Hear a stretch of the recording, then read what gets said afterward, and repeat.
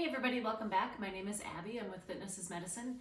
Today we're going to do a strength training workout you can do in your home. Now you can do these in your home. You can take these to the gym. You can take them on the road and travel and do them at the hotel gym. These are exercises you can literally do almost anywhere because I don't require much equipment. If you travel with bands, you can usually use those. In addition to, weights in the weight room, different things like that. But these are designed for your home primarily so that you can feel comfortable getting strong and getting healthy in your own home. Okay, come into these workouts warmed up and ready to move. 5 to 10 minutes of a cardio workout just to get your heart rate up a little bit, get your muscles and joints warmed up for movement. Your joints can hurt a little bit. If you've got a little arthritis in a joint or two and it feels like you want to sit still, it's counterintuitive to move, but moving will help bring fluid to the area, flush fluids out, and keep those muscles moving in order to keep getting you stronger. The moving part will make you feel better. And it's also good for your mindset. So let's get started. We're gonna need a heavy weight and a bench. If you don't have a bench, you can use the side of your bed. You can use your coffee table, maybe with a couple towels for your knees. You can use a couple kitchen chairs put together. There's a lot of ways you can do this without a specific weight bench. So I have a pair of my heavy dumbbells out. If you don't have heavy dumbbells, you could use a couple buckets with rocks in them. This one works better with a dumbbell, but you could use a kettlebell, different things like that. And then, I need a lighter weight, like a medium weight dumbbell that I didn't get out. I'll get out when we do that one. And you can either use your bench if you have one, or you can use a sturdy chair for the other one that we're going to do. Okay, we're gonna do a one-arm row. So what this looks like is you're gonna put the same side, knee and arm, on the side of the bench. Now, importantly, your back stays flat, neck stays in line with the rest of your spine. And so, like if you're like this, think flatten your back out, okay? Now, also you're gonna only lower that weight to where your shoulders are level, never down here. Keep those shoulders level, tummy tight to start. You're gonna pick up that weight, drive your elbow towards the ceiling, slowly lower it just back down to neutral. Breathing. Thinking about squeezing that one shoulder blade towards your spine as you drive your elbow towards the ceiling. 6, remember to keep your tummy nice and tight. 7, 8, 9, and 10. Now you can either switch sides of the bench or you can turn around, depending on what you're using. If you're using the side of your bed, you probably just want to turn around. And same thing, keep that weight where your shoulders are level, back nice and flat. Breathe. 1, 2, tummy nice and tight. 3, drive that elbow towards the ceiling, squeeze your shoulder blades towards your spine.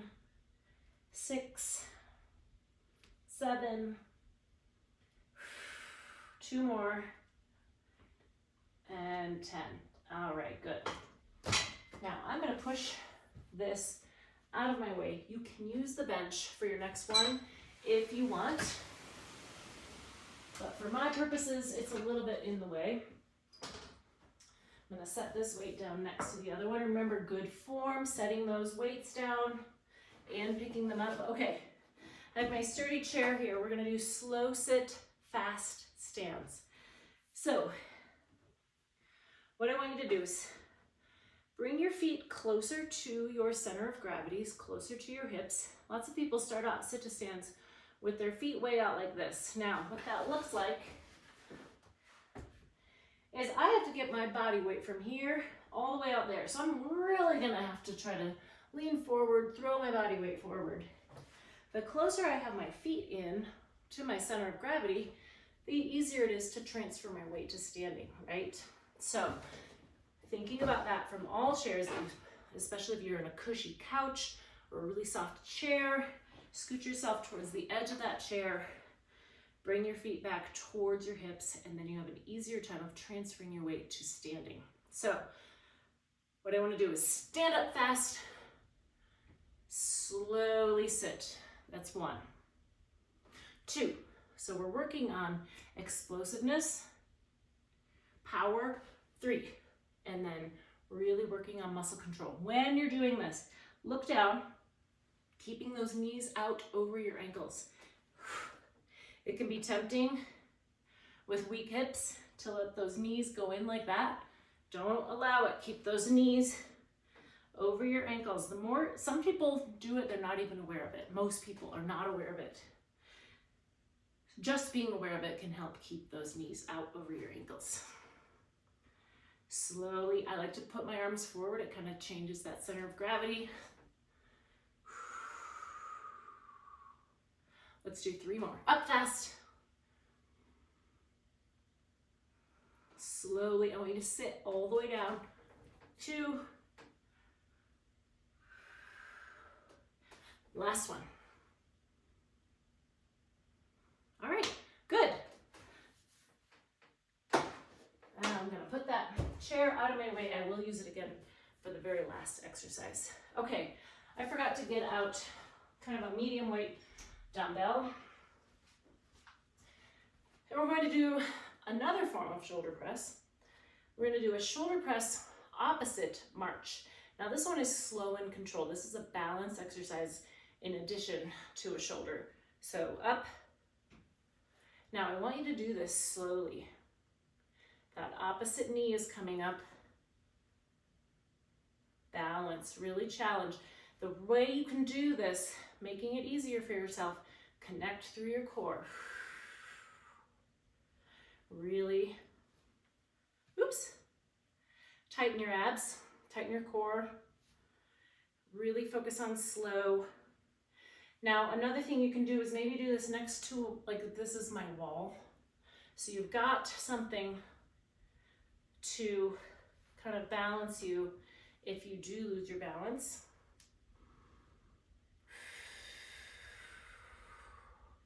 Four more each side.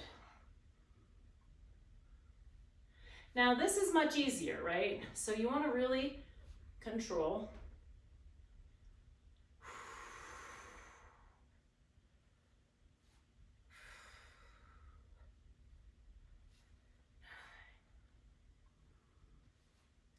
Now this will take practice. One more each side. So if you are losing your balance, that's okay. That means you're challenging it. You're challenging your balance. You're making those muscles work. All right, I'm gonna rack these back up. Keep them out of my way.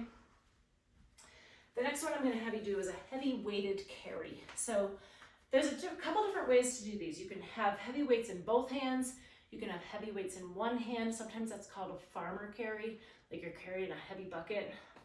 Today I want you to do 2. So find 2, and they don't have to be equal. They can be similar weight. They can be 5 to 10 pounds different. If they are different weights, switch the second time through when you go through them again. Okay, most importantly, pick those weights up with good form. So I'm gonna bend down, I'm gonna sit down like I'm squatting. My tummy is tight, I pick those up. Okay, so all you're gonna do is walk. So you're keeping those shoulders down. Really work on keeping your tummy tight. Now, you don't have to walk slow. You know, this small area that I have here, I don't have very far to go before I have to turn around. And that's okay, I'm still getting the same workout, but you can go up and down your hallway, you know, walk circles around your pool table or your sofa, you know, different things like that. You can mix it up, you can go figure 8s around your sofa and your kitchen island, or, you know, whatever you have. Try to do it for about a minute, 30 seconds to a minute. It doesn't have to be a minute. Think about it, doing it until you get a little tired. Like this is working on grip strength. This is working on good bone strength. This is working on core.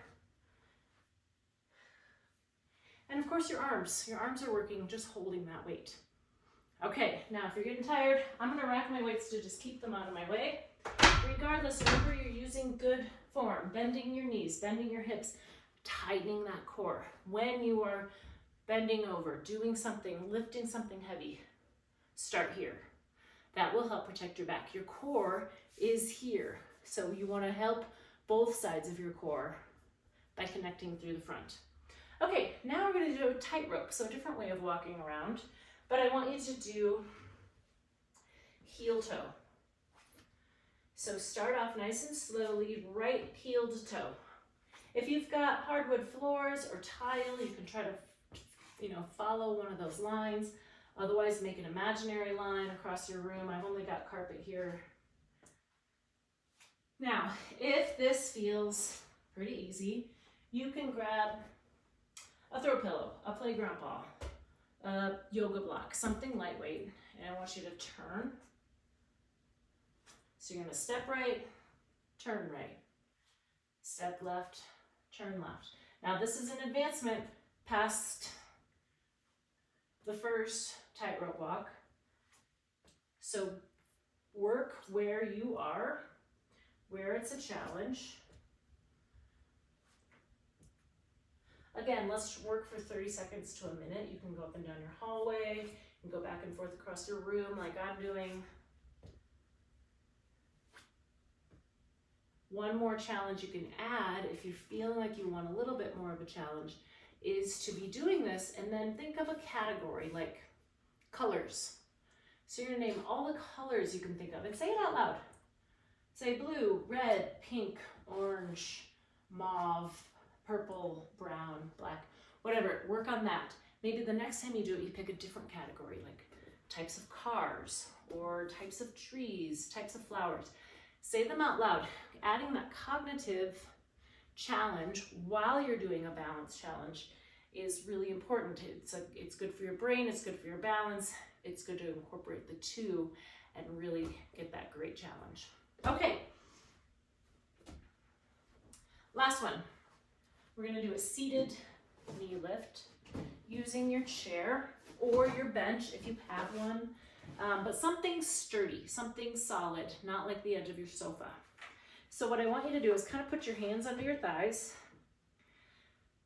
shoulders down, and I want you to pick up your feet off the floor. Now, don't rock backwards. So you're picking those feet up, setting them down. Keeping those shoulders down. Now, don't rock. You're using your core here.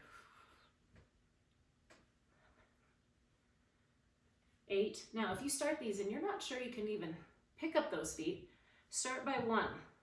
Kind of stagger it like that. Alternate which leg you start with, and then eventually get to this point.